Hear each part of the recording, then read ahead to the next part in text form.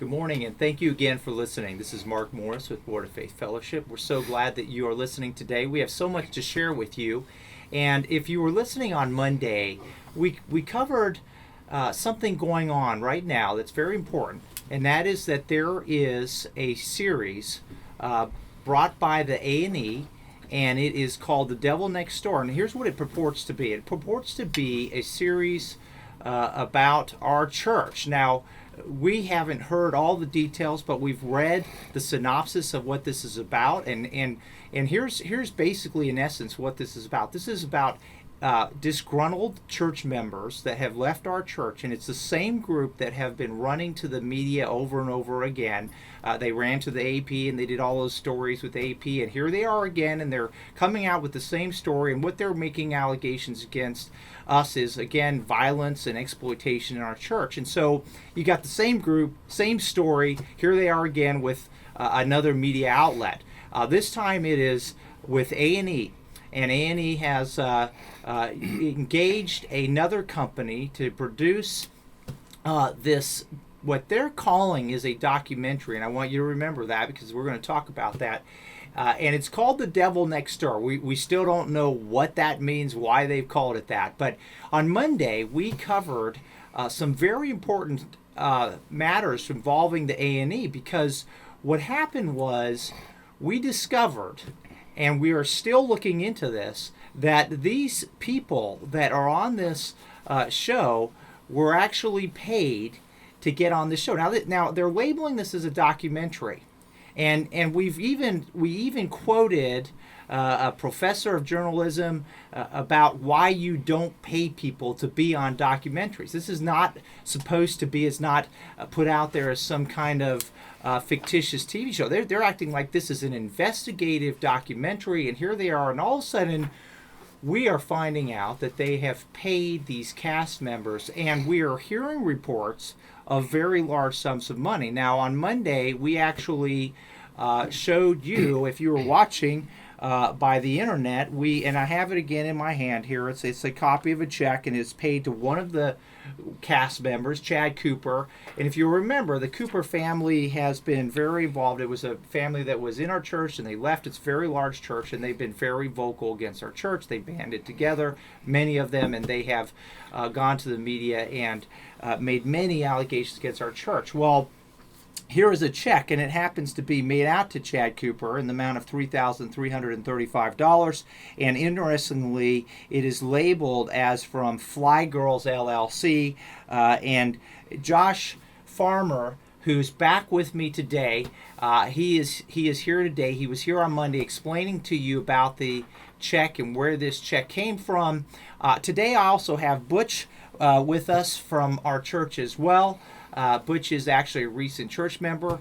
Before that, he was a professional consultant for large churches and addressed media relations. And Butch has a lot of experience in dealing with the media, and he is here to weigh in on this matter as well.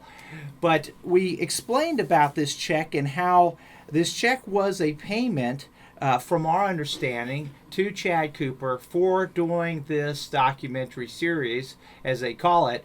And we found out, we believe, that there was more payments made to Chad Cooper. It's perplexing, and we're calling on A&E to answer some of these questions. And so we want you to listen, because we have a lot of questions now, more questions coming.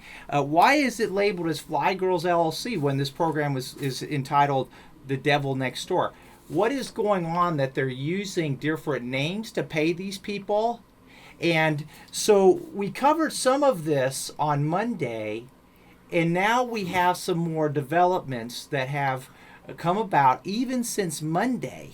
And so, Josh, I'm going to ask you to just pick up since Monday. We've addressed a lot of these issues that you and I had concerns. You were even telling the audience that you were hearing reports about very large sums being paid to these other people, and I understand you have called on A&E to answer these questions. Tell us what's going on. That's right, Mark. So thank you for that. And briefly, folks, for those who didn't hear our Monday program, the Word of Faith issued a press release on Friday, and you can see a full copy of that press release, including a copy of this check. You can see that on the church's website, wordoffaithfellowship.org. When you go there, that'll be the first thing that you see. So let's talk about what has happened since Monday. Well, I think the new narrative is church stands up to A&E and A&E blinks. So we learned on Monday afternoon that A&E decided to postpone the premiere of this program that they have been promoting for weeks and for months. So that program was scheduled to air last night, right, Butch? Correct. It was scheduled to air last night at 10 p.m. The premiere episode, 1 hour episode of this 6-part series that A&E has spent a great deal of time promoting and hyping. And money. Well, absolutely, time and money. So, Butch, I want you to speak about that. But one thing, quite before we get to that I think is very interesting. So the Daily Courier, Butch and I gave an interview. The Daily Courier sat down with Mackenzie Wicker yesterday, and they ran an article this morning. And I have to say, with all due respect to Miss Wicker, she covered both sides fairly well, except I take issue with the headline. The headline requires a reader to suspend belief to buy it. So the headline says, A&E, Word of Faith didn't cause show's postponement. Church still calls for cancellation. So I just love this. So A&E's point was, the network says complaints by the church had nothing to do with the delay. We're updating with additional reporting and we'll be circling back with an air date. And elsewhere they have mentioned, we also hope to include material from the church in our airing. Now, I find that almost comical that within days of our church, the Word of Faith Fellowship, issuing a press release that raises very significant ethical allegations about the way they produce this show, that on the eve of the airing of this show, some 30 hours or less before the show is to premiere, the show gets postponed. And yet A&E would have the public, its viewership, believe Word of Faith had nothing to do with this postponement. Butch, talk to us a little bit about the promotion of the show and how this is working and how unlikely that story is. Well, here's the bottom line. And you know what, folks? If you're interested in truth, we're going to give it to you in an unvarnished way today. The reality is one of two things is true. Either Word of Faith's insistence that A&E disclose the fact that people were paid to participate is in fact what moved them to this action, or they're not real good at production. The reality is you don't spend a lot of money and a lot of digital space and airspace and promotional space and print advertising on a program only within hours of it launching saying, whoops, we forgot something. It's just not true. It doesn't happen that way.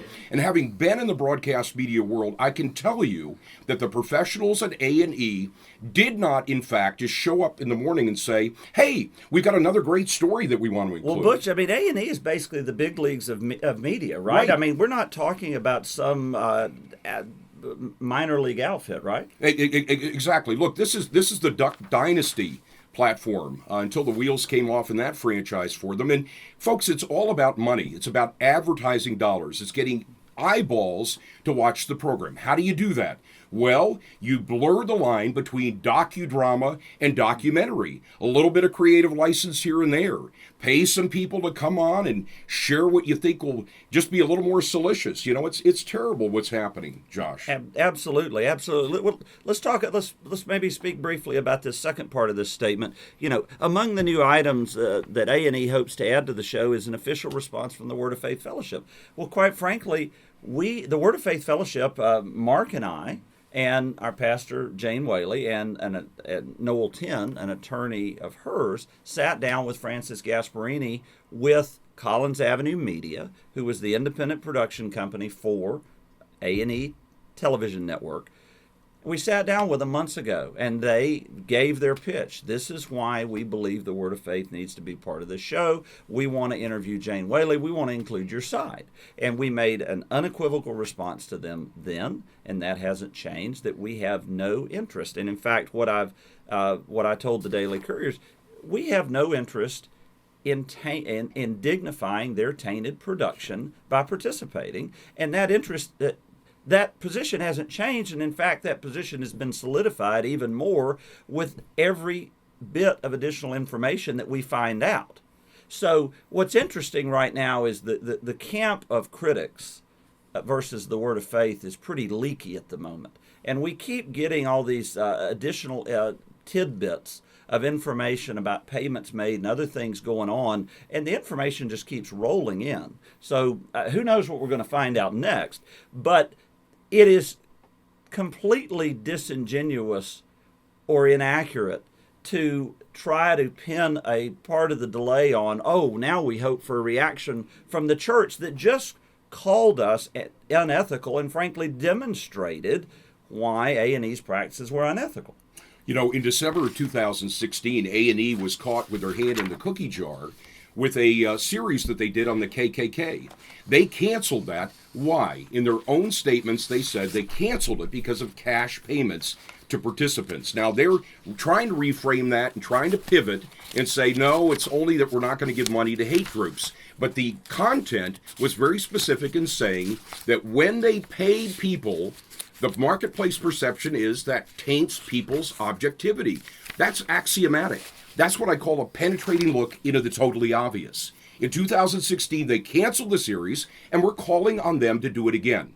What changed in 2 years? If that was your decision in 2016, what has changed to allow you to morph into, well, you know, we're not really a documentary. We're not really news-driven. We're entertainment. Well, if it's entertainment, just make it clear then who you paid, how much, and for what? $3,500 is a lot of money for babysitting. Well, and Butch, what we're finding out is I think $3,500 is actually a drop in a bucket in this. So we have just recently learned from a source who is close to the Cooper camp that at least 2 or 3 of those folks, the folks who are the core participants in this show, and at least according to A&E, according to their website, those core participants would be Benjamin and Micah Cooper, Chad Cooper, Jamie Anderson, Sarah Anderson, and John Huddle. And to be clear, Sarah Anderson is a cousin of the Coopers.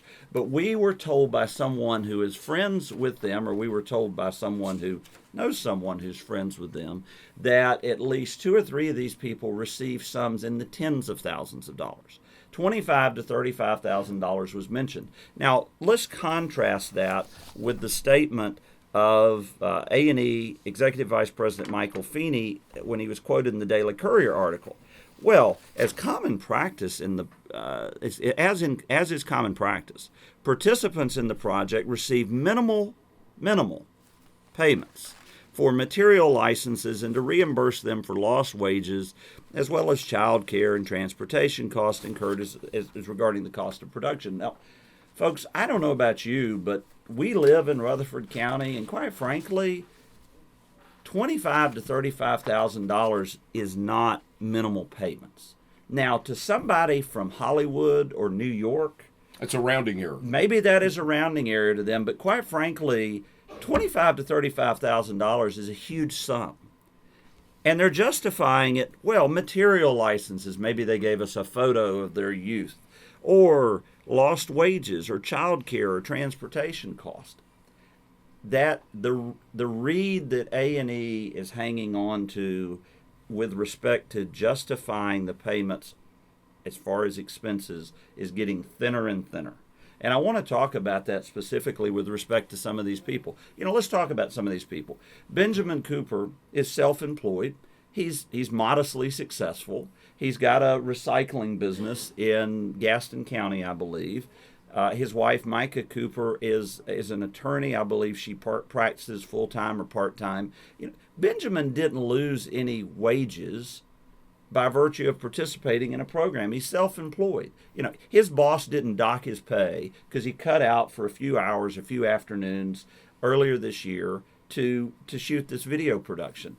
Chad Cooper during the relevant period of time worked at Bottega. Now, he's a licensed attorney, but yet he was a granite installer during the relevant time period of this, and he worked at a Bottega, a granite company, up until he was fired in April of 2018. So at least during some of the period that this was filmed, he was a salaried employee of Bottega in Charlotte, and as a salaried employee, his employer wasn't docking his pay because he was cutting out for a few afternoons shooting this production.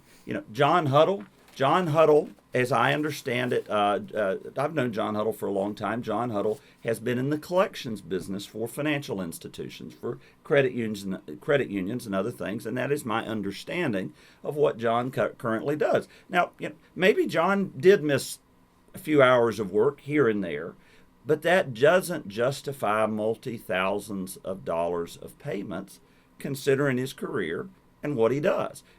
Sarah Anderson currently works for a driving range in Charlotte. Before that, she was a barmaid. Sarah didn't lose thousands of dollars of wages in this. Each of these people, Sarah has a child. She's got family that watches her child. Her mother, she shares custody of her child with a member of our church, Nick Anderson, and she has him. She has the child part-time, but she's got child care for that child otherwise. Chad Cooper, likewise, shares custody of a child with that child's mother, but his mother, Suzanne, watches that child, at least when Chad lived in Charlotte up here. Benjamin and Micah have child care. These people are not spending money, certainly any material sum of money, on child care.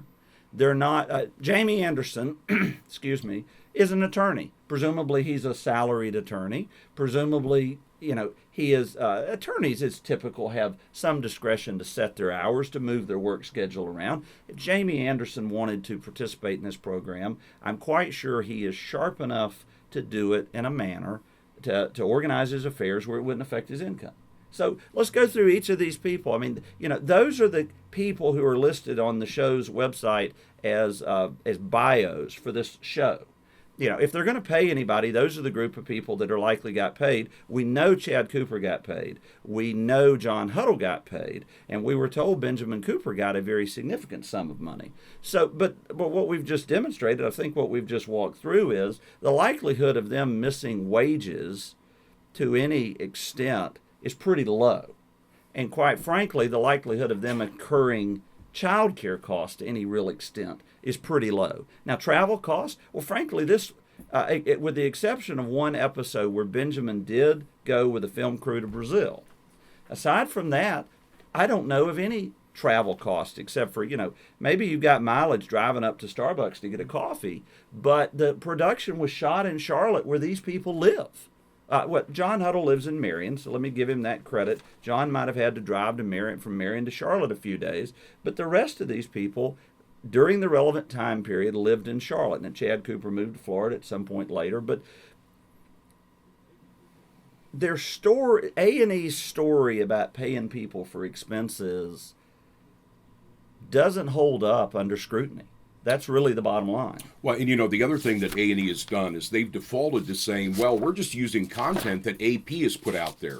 You know what, folks? We're going to be unpacking in the days ahead the fallacy of some of this. When was the last... Can you imagine Woodward and Bernstein during the Watergate investigation that they were doing, starring, or even, starring in some sort of television production at the same time? That's what's happening with Mitch Weiss. Absolutely. It just absolutely violates any normal standard perception of what independent investigative journalism is all about. And we're not making false accusations here. It's a binary question. Was Mitch paid anything for this? That's what I want to know. The Society of Professional Journalists has some very clear standards for what ethical journalism behavior is. We've already noted at least 3 instances that we're going to file a complaint with them regarding. So, and Mitch is a member of the Society of Professional Journalists. And so the reality is, the sacred cow here is not emitting pure milk. Something is not right. And what we want you to do is to take data and information and make your own judgment.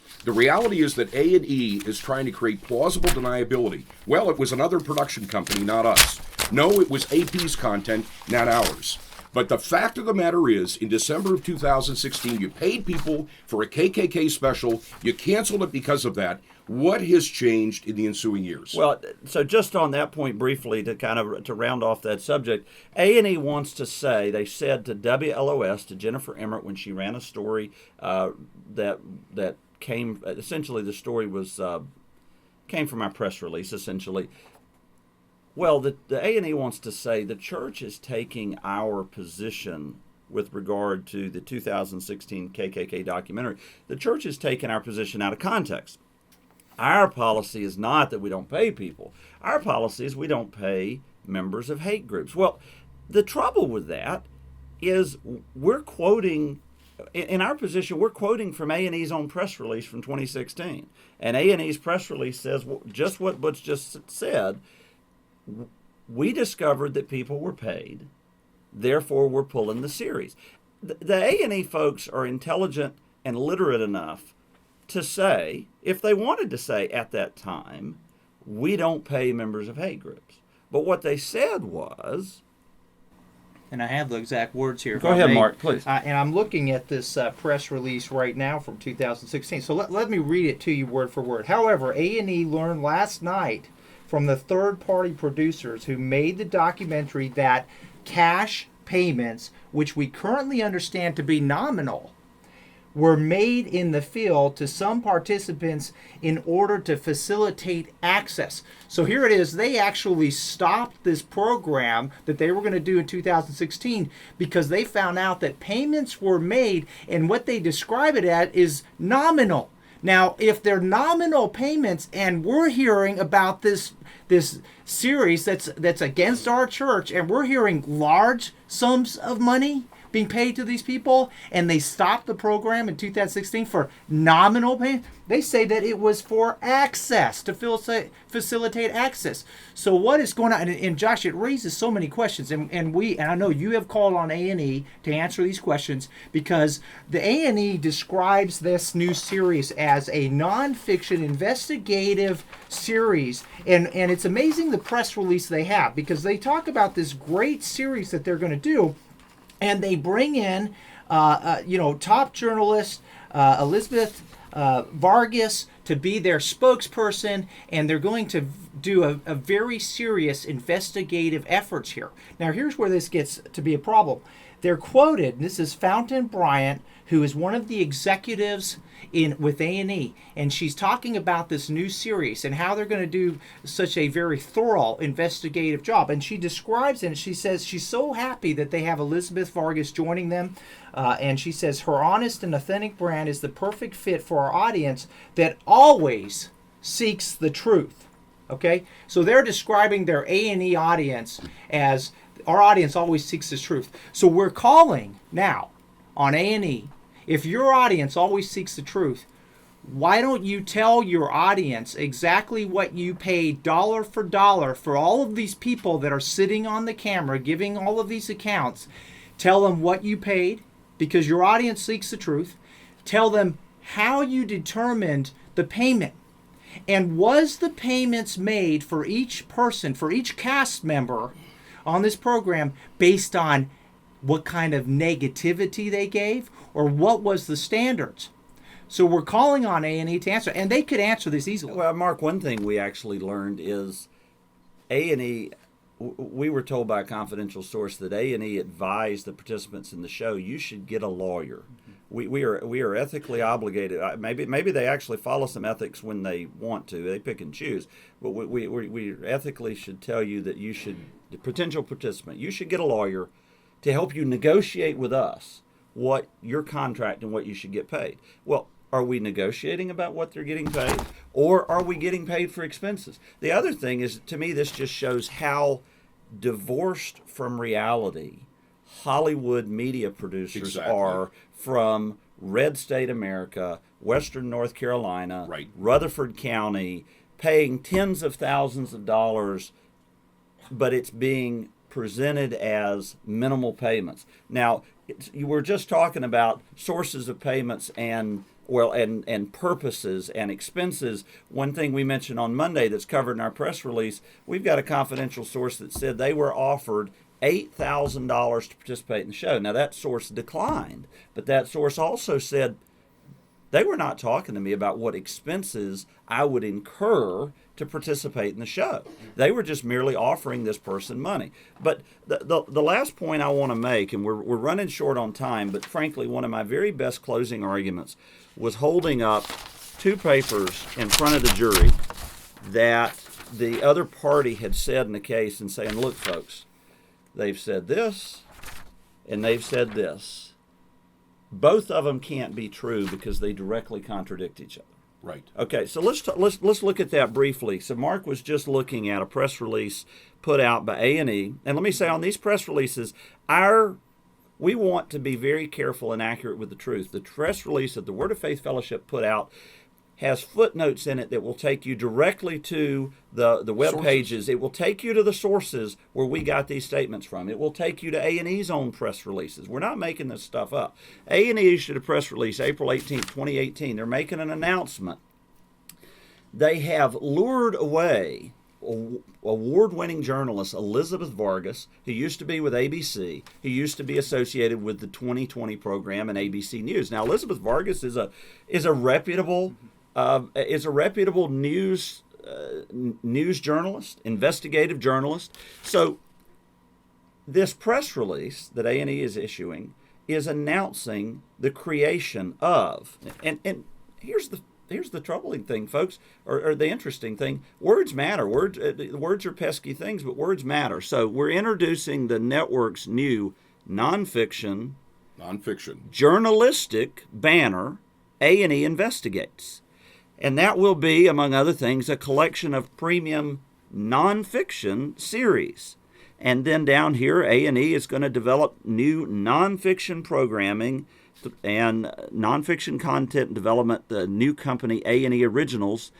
And it also, they continue. They've used the word nonfiction 3 or 4 times. But quite frankly, I think the most telling word is journalistic. The centerpiece of this program will make Vargas the face of the new network's new nonfiction primetime journalistic banner. Well, guess what? Down at the bottom, initial projects under the A&E Investigates umbrella are, among other things, The Devil Next Door. Right. So they are positioning this program that's a hit job against the Word of Faith Fellowship as a nonfiction journalistic endeavor, and they're associating it with award-winning journalism. Well, guess what?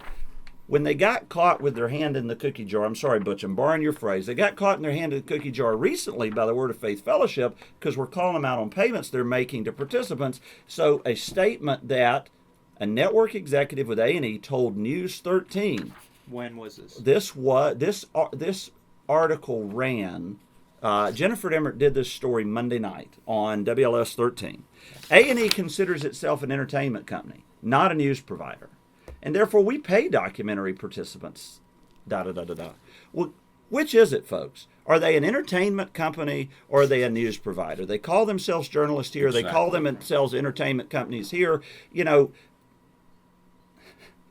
the National Enquirer and pro wrestling are also entertainment. Right. But there is one thing that the three things here that the National Enquirer and pro wrestling and the A&E Devil Next Door program have in common, and folks, that is they are fake. Right. And thank you, Josh and Butch. And we are out of time again, but we thank you for listening, and we hope that you have been able to digest this very fast-paced program, because it's very important for you to know, why are we sharing all of this? We have already shared with you, these allegations are old allegations. Our church at Word of Faith Fellowship, we have had over 170 people on this program telling you how our church really is. We've been telling you the truth. Our church is a church devoted to Jesus Christ, and the love of God has so been in our hearts, and that's how we treat everybody. This allegation of violence and abuse and exploitation from this core group of disgruntled ex-church members is so false. And so what's so sad is now they're running to the media, and in some instances getting paid for it. And we say all this because who's next? Is your church next? Do you have disgruntled? Can you have disgruntled church members that leave your church, and then all of a sudden you have all of these news medias that want to come because the common thread in the news media world is to bash churches because that's what sells. The news media has an anti-religious bias. That's pretty clear. No question. And so, do you have your ex-church members that leave, and all of a sudden you have news medias coming and offering money for their story? That's why it's important. So we thank you again for listening. This is Word of Faith Fellowship. And we are here Mondays, Wednesdays, and Fridays, 8:30 to 9. We hope you keep listening to us. Thank you very much. Thank you. Thanks.